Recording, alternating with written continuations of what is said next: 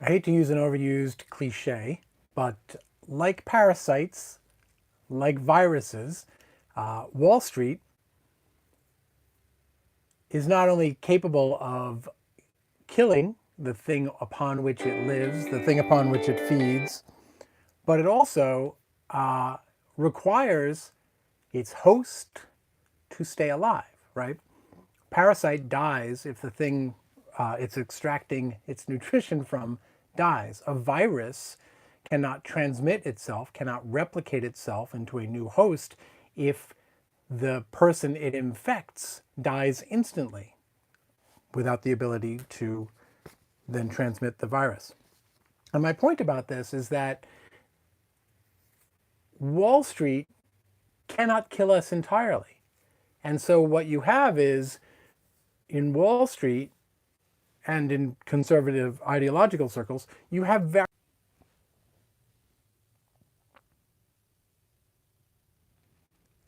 sorry, I lost the signal there. The within conservative ideology, you have differing degrees of tolerance for just how badly you can treat your host. In other words, how much you can batter and deplete the resources of people. And it tells you something that ideologically, right now, in the debate over whether or not to encourage people to go back to business, to leave their homes, to start minimizing social distancing, in the debate over this, Trump, who reportedly is being advised by some very ideologically hardline conservatives slash libertarians, now appears to have gone too far even for Wall Street. Wall Street, the extractor of resources from American consumers, itself now has a problem with just how badly Trump is considering treating the American consumer. And the basis for this is multiple reports coming out about Trump's phone calls, intended to be private, but the details got out, with Wall Street executives. So let's start with Politico. A couple of highlights from Politico's reporting. This is a bunch of executives, Wall Street executives, dumped into a conference call yesterday with very short notice. One top executive, quoting Politico, one top executive described the call as an S show that produced little of substance. Trump asked several questions, including how the small business loan program was going. That program, Politico notes, is now slated to run out of money soon. Several executives called for more COVID-19 testing, something Trump has been hearing for 6 weeks from anxious governors, healthcare leaders, and lawmakers. And that was pretty much it for the Wall Street conversation, according to people briefed on the call. Quote, "It was really nothing," one person said.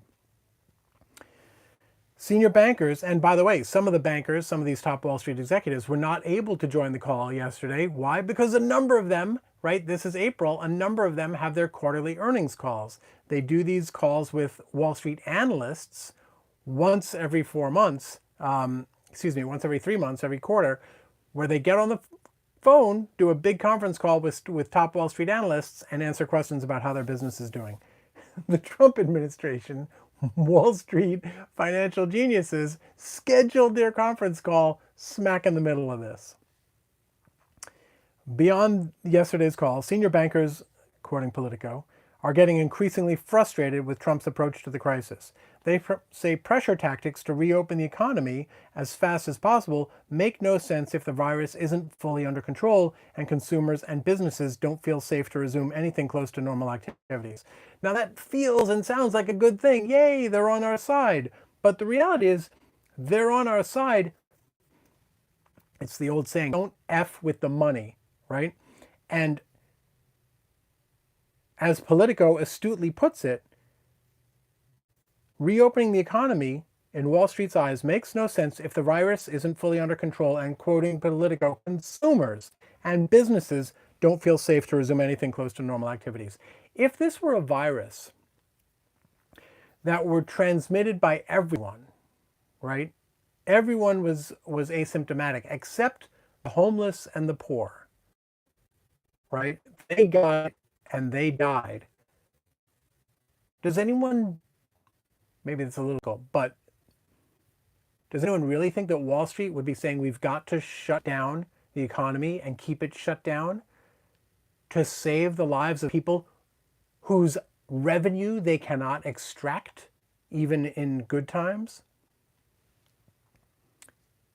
Which is part of the problem, of course, with the fact that Democrats, as well as Republicans, have outsourced our social judgment making, our civic ethos. They've outsourced that to business people, right? How many times have you read a political article where they're looking at some swing district and they say our ideal candidate is an entrepreneur, a business person? This is the fruit of that. Decisions are now being made on the basis of what impact it will have on the economy. The economy, I hate to sound like an old man, but in the good old days, the economy was not a master to be served. It was not a god to receive sacrifices. It was a supplier of and indicator of an overall quality of life that had value to it above and beyond the financial benefits that could be extracted by the 1%. One CEO told Politico, quote, talking about Trump, quote, he's got to stop talking about turning the economy back on and start talking about making people feel safe. Not even be safe, making people feel safe. Get back in the water, guys. It's fine. It was just one shark attack. We caught the shark. It's fine. He's got to start talking about making people feel safe, things that are happening around testing and the healthcare system. That's the only way you will really get the economy reopened over a period of time. Again, the point of the economy is for people to have good lives. That is the point of the economy. It is to enable not only the accumulation of things, but the protection of basic things like our physical health and well-being, our ability to acquire nutrition in an environment where we are safe and warm and dry, and to acquire fun things, right? Toys, hobbies, right? If you collect stuff, you can't see it, but I'm surrounded by comic books and comic book memorabilia. And sadly enough, that gives me joy. That gives me pleasure in my life. The point of me buying some silly comic book thing is not the exchange of currency. It is supposed to be the joy that acquiring that thing gives me, and also the joy that whoever I buy it from can now acquire, because that enables them to do something. And by the way, there are also non-material benefits, right, to the economy. It enables us to, the economy enables us to fund and participate in and be enriched by art and athletic pursuits and recreation and so many other things that have in to the sectors in our world. The purpose of a government is to ensure, in part, to ensure that we have a society in which those non-material extractable things in life still flourish and are still accessible to everyone, even if, especially if they are not measurable by the economy, they are not extractable by the extractors, they cannot fit in the palm of the invisible hand. Now, Wall Street was not the only industry having calls with the White House yesterday. The Washington Post has a write-up on some of the other executives, and they struck a similar note. quoting the Washington Post, many of the chief executives urged the White House to focus more on mass testing, according to several participants on the calls. On one of the morning calls, the point most emphasized by the chief executives was the need for mass testing, which they said would be necessary to create the psychological circumstances for the nation to feel comfortable returning to offices, restaurants, and recreation, according to a person familiar with the call. And there's an interesting theme here that we're seeing. I mentioned the feel, wanting people to feel safe. The Washington Post says, testing would be necessary to create the psychological circumstances for people to feel comfortable. The way to create psychological circumstances for the nation to feel comfortable is to do an actual thing that results in that being reality. In other words, everyone, Wall Street, all these executives, they're talking about wanting people to feel safe. And the best way to do that is to make people be safe, right? Now, these corporations, they don't actually need people to be safe. They're not saying we want people to be safe. They're saying we want people to feel safe, which you can argue makes them horrible human beings. But the point is that the easiest way to make people feel safe, this is a little bit of a lie, the easiest way to make most reasonable people feel safe is to make them safe. The easiest way to make your base feel safe is to tell them they're safe. That's the danger we have here, and that's the divide, that's the epistemological gap that maybe it's more of an empirical gap. The empirical gap that Wall Street is trying to navigate here. And so is the White House in a sense.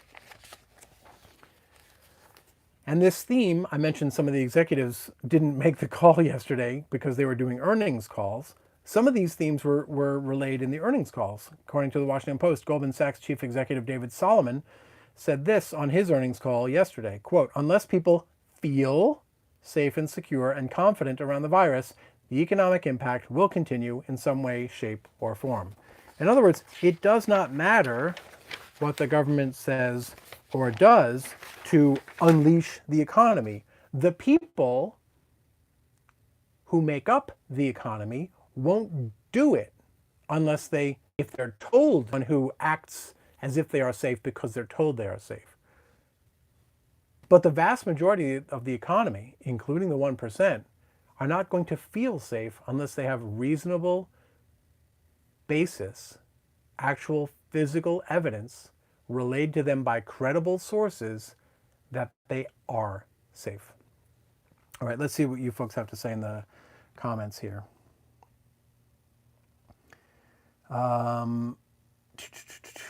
I should not lean over this much. I'm just getting a view of the top of my head. One more inch and you guys are going to see the bald spot.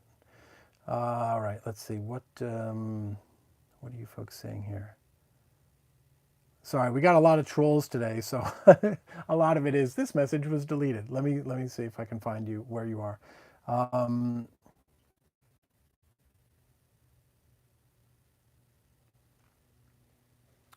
Mr. Elder says, I've seen Iowa and the states that didn't implement something. And you're starting to see stories pop up now about, I think South Dakota is one of them, about states where the governors were just like, nah. And sure enough, they're starting to get clusters and hotspots. The entire point of distancing, the entire point of testing is not to wait until the data come in, right? That's stupid.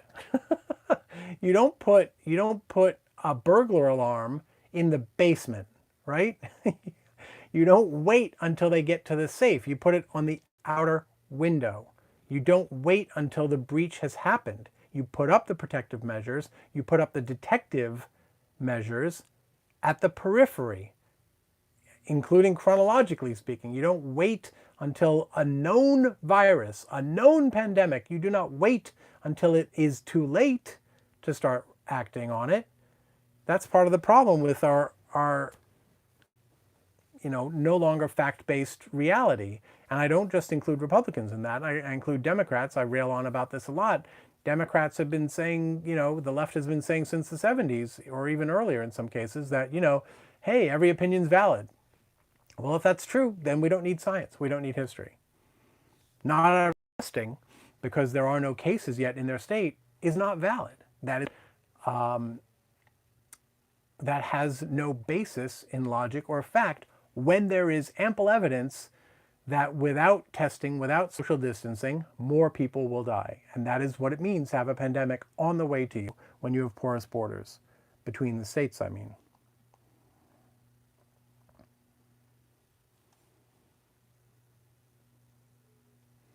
Mr. Elder says, here toilet paper is gone, all unessential stores are closed, and they recommend staying home, but it's not enforced. And it's really tough to enforce it, right? The primary mechanism for enforcing social distancing and staying at home is not law enforcement or any other form of social workers or anything like that. It's a social contract, right? We're seeing it out there. We're signaling our own commitment to it in our actions every day. It is a collective measure. It is certainly under the aegis of government orders, guidelines, etc., but it is proving effective not because of draconian enforcement, but because of a collective endorsement. I did not mean for that to rhyme, but I stand by it. Imperator 1 says it's near impossible to enforce something like this without racial disparities because cops in America act in a racial manner because that's how they're trained. So I would qualify that some cops in America act in a racist manner, and because some are trained in a way that knowingly or otherwise exacerbates, systemic and individual racism.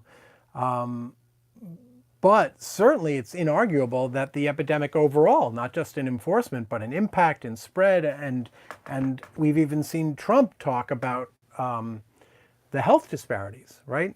People of color, black people especially, poor black people especially, are getting hammered economically, physically, medically, in a way that Weena Jensen says New Zealand had 9 deaths due to COVID-19. It's believed to be due to a draconian and immediate lockdown, meaning the number is low.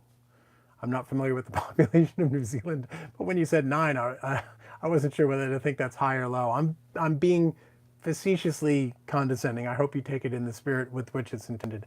I would love to live and be in New Zealand, and it sounds like a paradise, so I'm just being jealous and spiteful. Mr. Elder says, I was out yesterday just walking, and when people see Weena Jensen says, I hate how an unwanted ad creates a 5-second delay. Do you mean an advertisement, or is ad flow messing with the stream? Let me know in the chat what you're referring to there. Mr. Elder says, but some people are being stupid. That's in every state and town. And yes, that is certainly true. But hopefully that's being reduced and minimized by other people socially enforcing these guidelines, right? I've said to people like, please back off, right? You're not wearing a mask. You say it to people.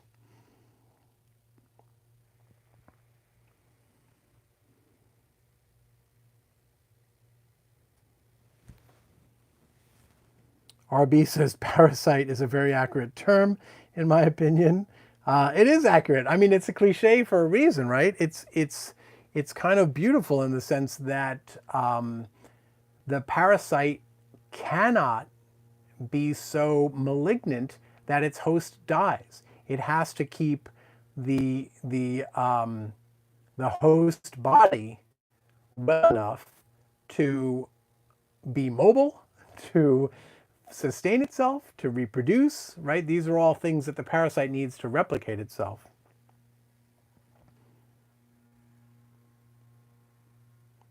Weena Jensen says, agree with Imperator 1. It's like advising people to avoid trains during rush hours.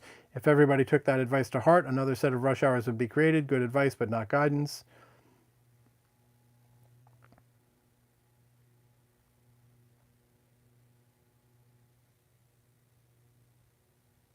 RB says, Trump's COVID-19 actions and rhetoric have the distinct stench of Stephen Miller. So the Washington Post, I'm not going to dispute that. We obviously don't know for sure to every detail what degree Miller's what degree Miller has had involvement of this. But the Washington Post reports that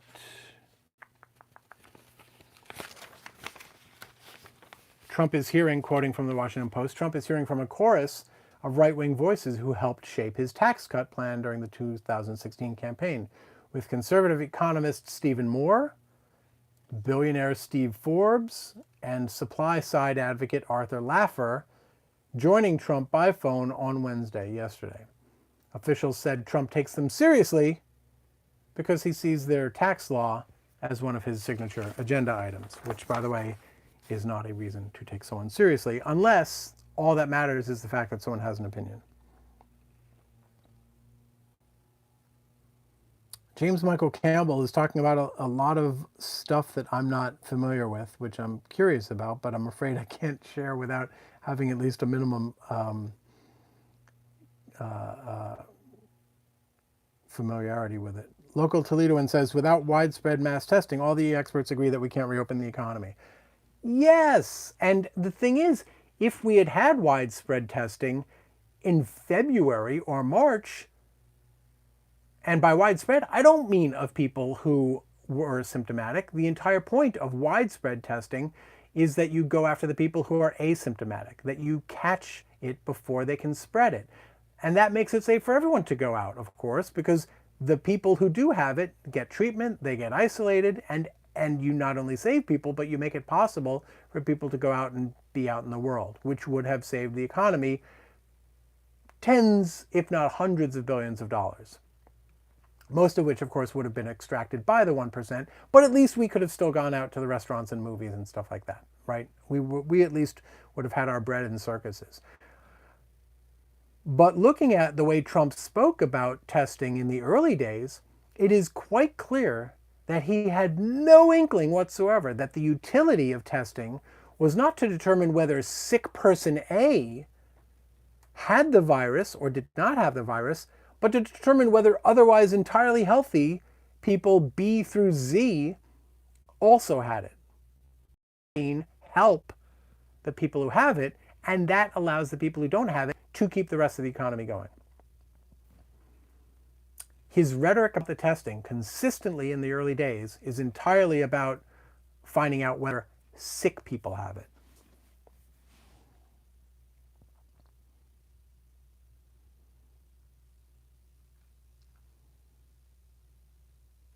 Weena Jensen says, White House administration versus Wall Street versus the people. Great. A competition on how to gain the upper hand.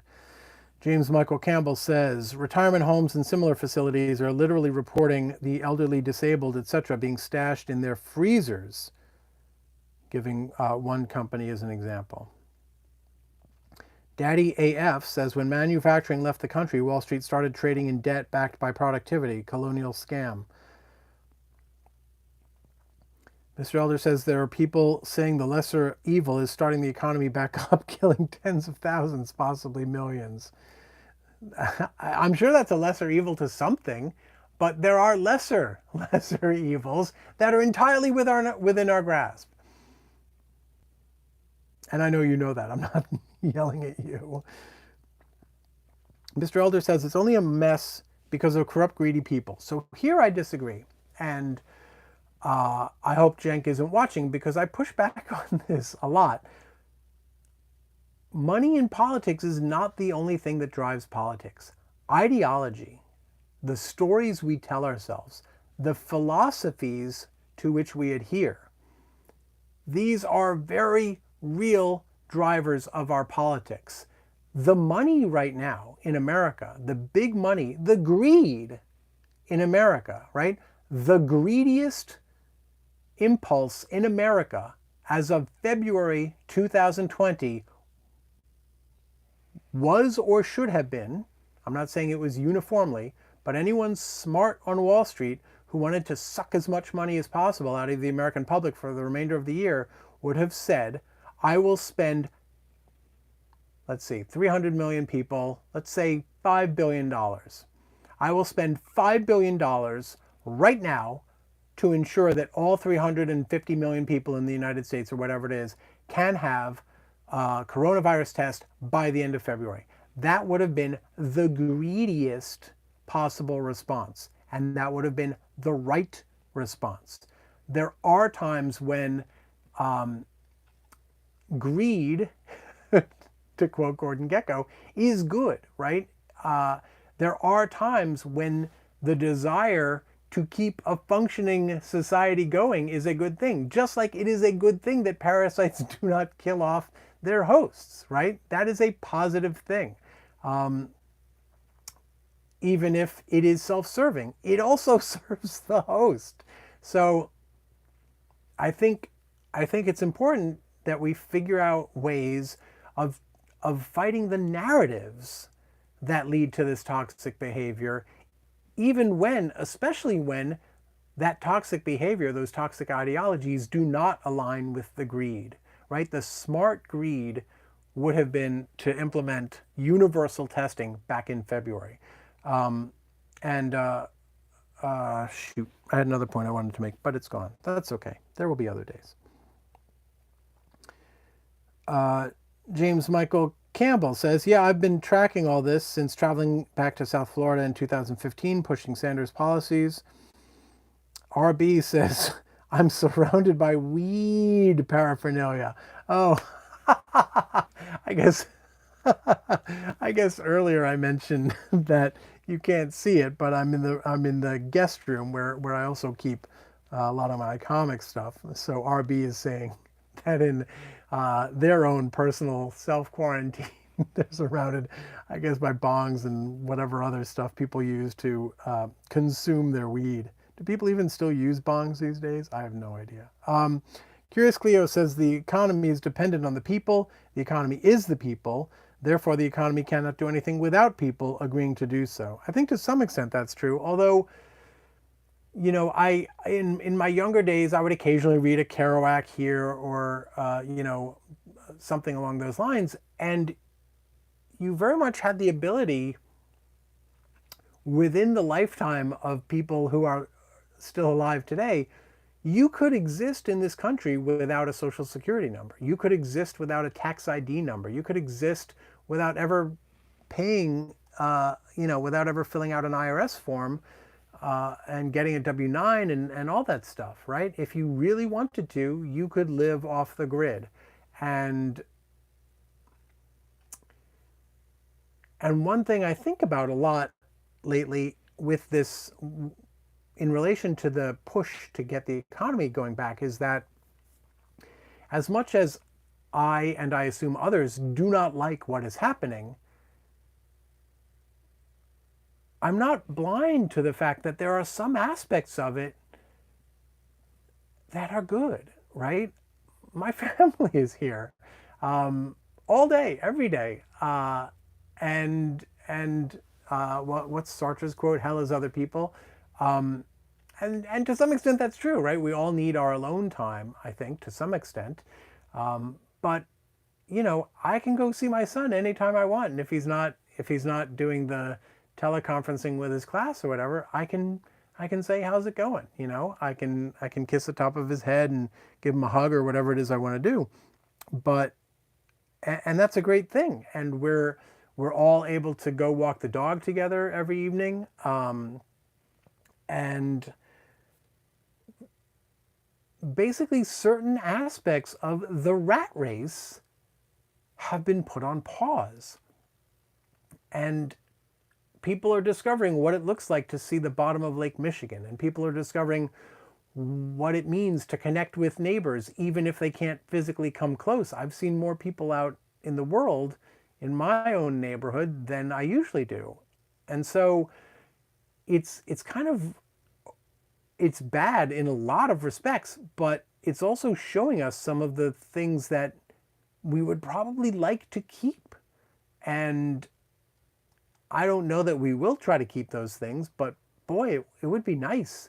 It would be nice if we could suspend the rat race, period, right? Because not everyone in the world wants to keep making more and more money forever. We used to have a society where if you made a certain amount, you could be relatively confident that you could go home at night, hang out with your family, hang out with your buddies if you wanted to, go on vacation once or twice a year, retire when you were still young enough to enjoy it, and continue to go on vacation and send your kids to college. And now, if you expressed that very middle class, very mainstream vision, if you expressed that as an aspiration of yours, like that's what you wanted to do with your life, the absence of the need to constantly keep rising and to acquire more and more would be seen as aberrational, right? But the need to acquire more and more is there in so many more people now, precisely because we have the fear that we can't have, that we won't be able to have the things we want, right? Because now, even if you want that sort of minimum baseline economic future, you don't know whether you could lose it any minute because of, a lawsuit or a medical emergency, or your kid needing to go to or wanting to go to a really expensive school. So even the people who don't aspire naturally to anything more than just, I want to do a good job during the day and then hang out with my family, even those people have anxiety about even when they're succeeding at that, because that status is so fragile now in a way that it wasn't before. And I hope that the coronavirus is, or our response to it anyway, is sort of opening our eyes to what are the things in our world, in the way we operate our world, which of those things are optional, and do we have to choose them, and what do our other choices look like? So thank you, Cleo, for inspiring that long diatribe with your observation about the economy.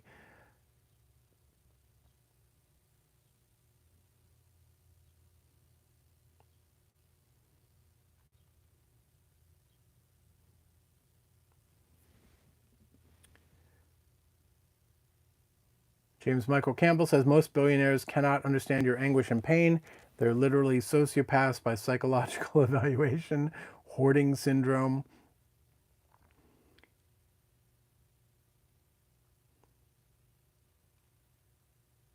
Oops, I got bumped again. Sorry, guys.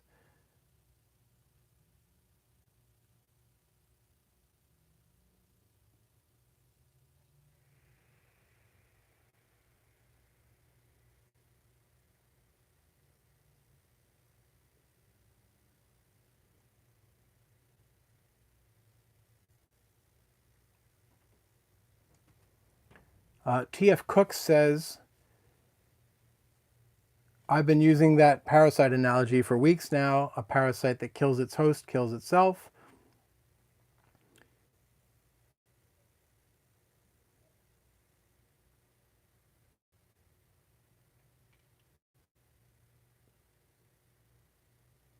James Michael Campbell says, COVID-19 virus is an amino acid-driven protein replicator. It's not alive. Paramecium and amoebas are. They just don't have brains. I apologize if I got the science wrong. Thank you for getting me back in my lane. Amanda W. says, Trump didn't want testing because he didn't want his numbers to go up. There's a really strong case, I think, to be made, even just based on the little we know now, that there's some truth to that, which is horrific and monstrous. And you want to talk impeachable? Good God, good God.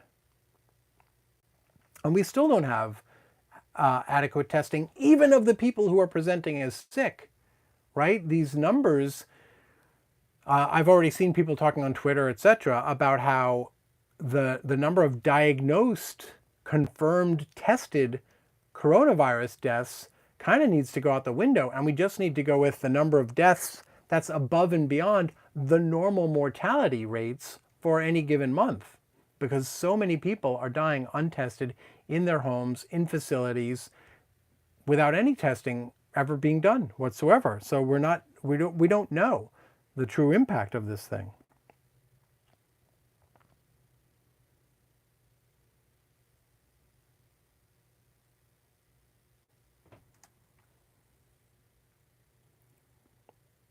I'm skipping the ferret discussion. I apologize. James Michael Campbell says viruses unlock your DNA double helix by basically tricking the DNA to drop its ability to recognize the threat. This thus causes a cystic fibrosis mimic reaction. Man, it's some insidious stuff.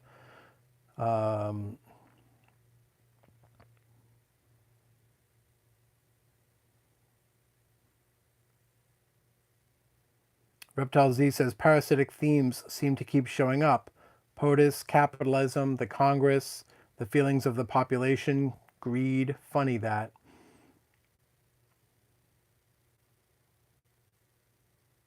Katie Kane says, be smarter than a tick. Don't kill your host. Yes, let's be smarter than ticks. That is where our bar is now. Be smarter than a tick. James Michael Campbell says viruses are not parasites. I hope I didn't make that mistake, because that much I know. Viruses are not parasites. A tapeworm is a parasite. The predaceous mites, familiae spider mites infested house I'm living with. Now there's a parasitic situation.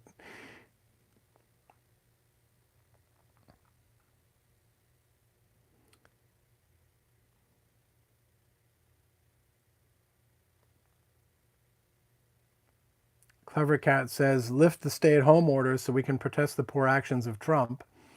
That'd be kind of a beautiful irony if Trump declared the country open again and people flooded the streets, staying 6 feet apart, to demand that he undo it.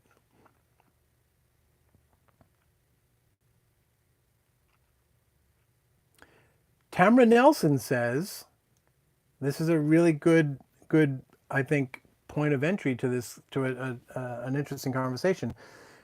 Responding, I believe, to what I said earlier about when greed is in sync, in alignment with the common good, says then universal healthcare would also be in the 1%'s interest, as we could keep pushing products out at minimum wage. A lot of executives support universal healthcare for precisely that reason.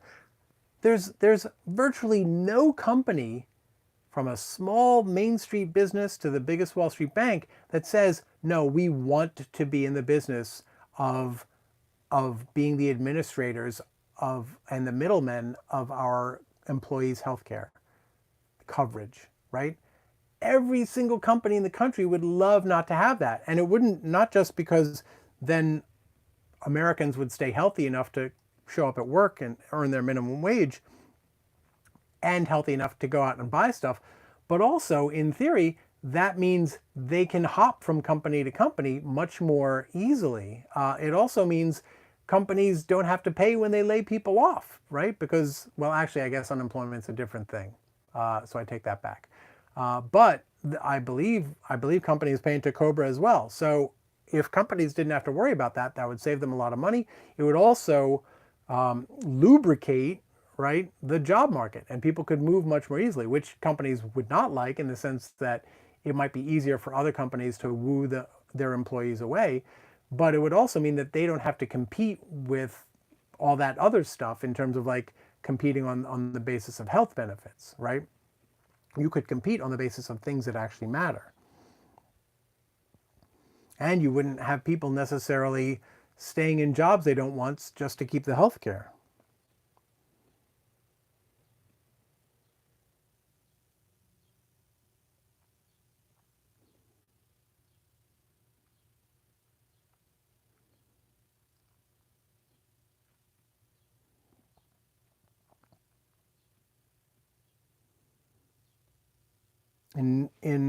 Sorry, Anita M says, in Michigan,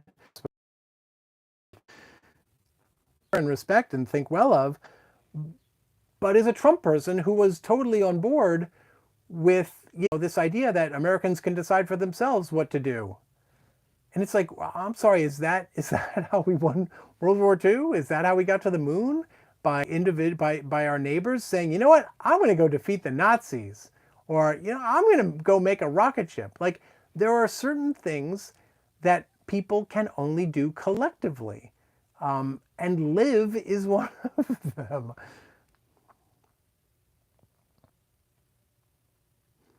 RB says the USA has submitted to greed and its tools. Politics and ideology is often driven by greed. That's why the greedy attempt to eliminate and subvert laws which punish and deter greed. So I should be clear that I have no doubt that a lot of the, let's say, the alpha users of ideology, toxic, extractive ideology, a lot of those people, I am sure, are motivated by greed, and they fund think tanks to come up with clever narratives to justify the greed. The problem is when those narratives work and people embrace them, they don't know that the narrative is just a fig leaf for enabling someone else's greed. All they know is the story, and they believe the story, which means they, like a reductio ad absurdum, they will follow that logic to its logical conclusion, no matter whether it kills off the parasite, the host or not, right? The person who comes up with the narrative, they know. They're in on it. They created the fiction. They know not to follow it to its logical conclusion. But the people who believe it, why wouldn't they? Right? Why wouldn't they? And by the way, Forbes, of course, is one of those people, right? He's a billionaire. And there is no evidence whatsoever that he's faking. Same thing with the Koch brothers. I guess we're down to one now. There's no evidence that these folks are faking. One of them ran as a libertarian vice presidential candidate, I believe, back in 1980 or something. Even if you created the story, even if you wrote the fiction, you're not immune to the possibility of succumbing to it and believing it.